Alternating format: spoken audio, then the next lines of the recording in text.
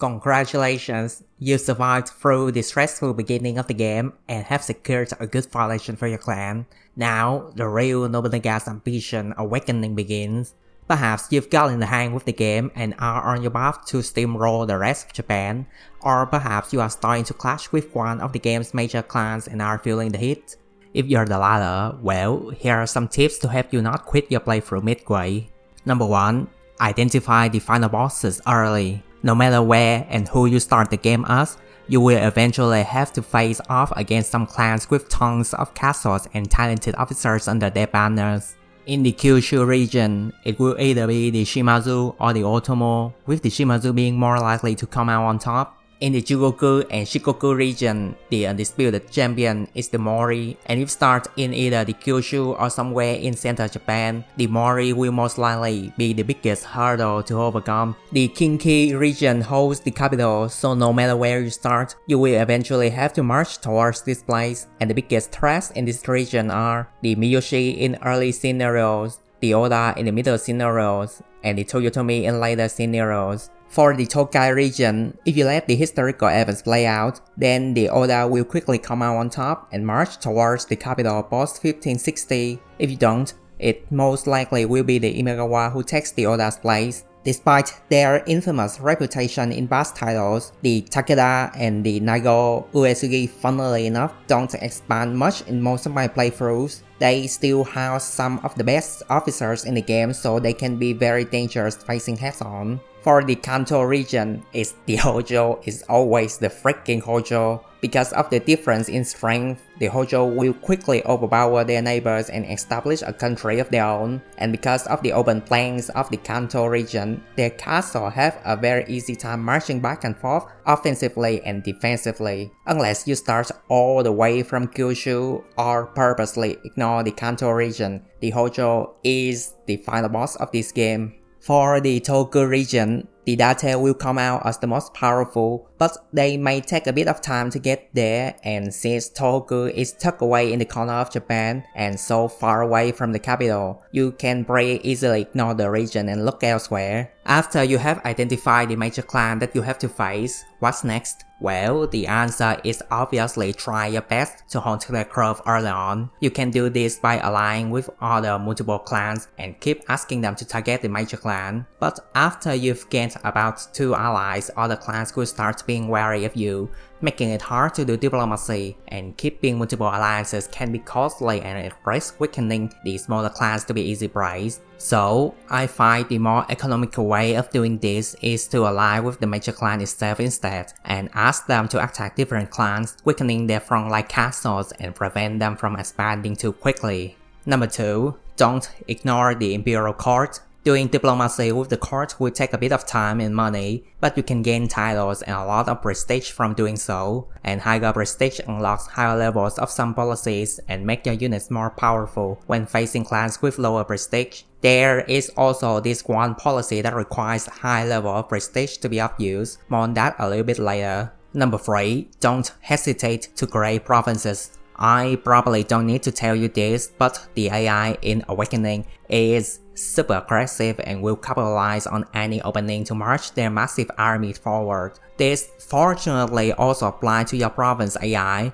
so designate a senior retainer with overall good stats, give them a few castles and a few other decent or average supporting officers, and you might see the province going on a massive killing spree and conquering castles left and right. Because of this, I actually find it easier to play the game on hard than on normal, but your mileage may vary. Number 4. Don't leave good officers behind in some corner.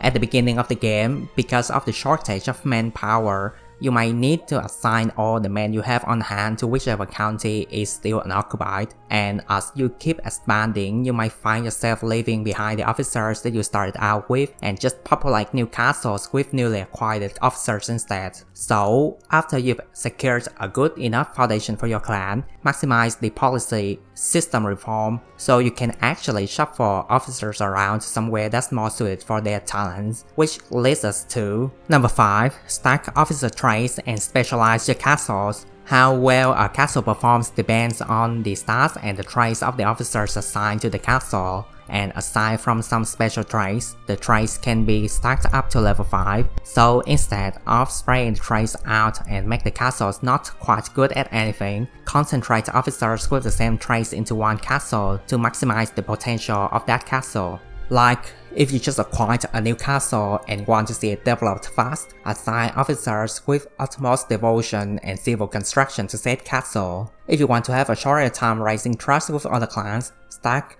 eloquence. See a castle already developed enough and want it to be one of the leading offensive units, stack all the offense, immovable, tactics, and so much more offensive traits that I'm too lazy to list out. Number 6. Choose the right conservators and overseers for your council. Conservators can give you massive bonus in one aspect at the cost of huge decrease in another. And in my experience, being able to increase officers' ability is the one with the most use, because most of the trade-offs can be compensated with good resource management, and only the decrease in provision an outright bad deal. The increased cavalry or musket level traits are also very good, because the disadvantages are again ignorable with good resource management just like the ability ones. The increased day of provision is very good if somewhat situational. If you think that you can capitalize on an enemy opening to conduct a long campaign to sweep away the castles, then by all means take it. The decreased max soldiers may seem like a real bad trait at first, but it's actually a blessing in disguise if you know what you're doing. More on that a little bit later.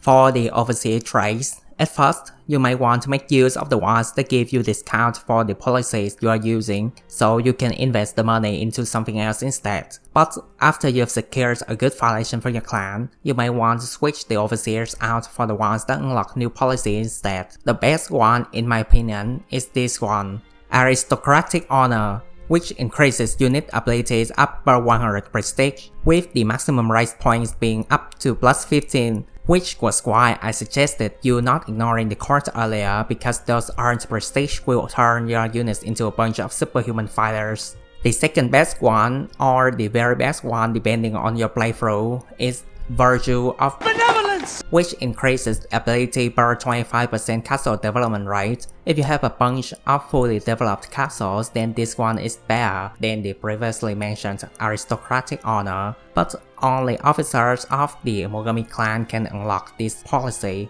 and fully developing a castle takes quite some time, so this is only the second best, but otherwise it is very good. 8 formations, which can usually be unlocked by strategist officers, is straight up game changing because you always have to look out for pincer opportunities anyway, and misinformation gambit is a covert action that outright denies enemy's castle the ability to march, thus cutting off a good chunk of enemy strength. Ninja Code is also a must-have if you're the type to prefer spamming covert action, which you should, because facing the enemy head-on is an exercise in frustration, especially when you're playing as a smaller clan. There are still plenty of good policies out there to unlock, so take a good look at what overseers you can appoint and aim for the policies that best suit your playstyle and your clan's current standing. Number 7. Make the best use out of defense bases. A little bit of disclaimer here, but I actually haven't been able to play defensive sieges all that much. The few times I did, they were because I was being occupied by certain enemies and forgot to bolster castles in the far end direction, so I don't know how useful this tip actually will be.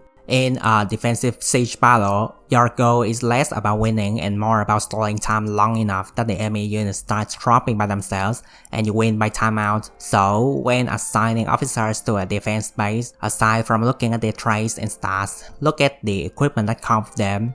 Arsenal and stables which level up musket and cavalry units are pretty much useless. Equipments that require manual activation have their use, but if the castle's defense is poor, those equipment won't see much use. The rest of the equipment should depend on the geographic of the castle, and I will leave it to you to figure out what works best. Do remember that you can swap the bases around, so take into consideration what setup will make the best out of the base combination.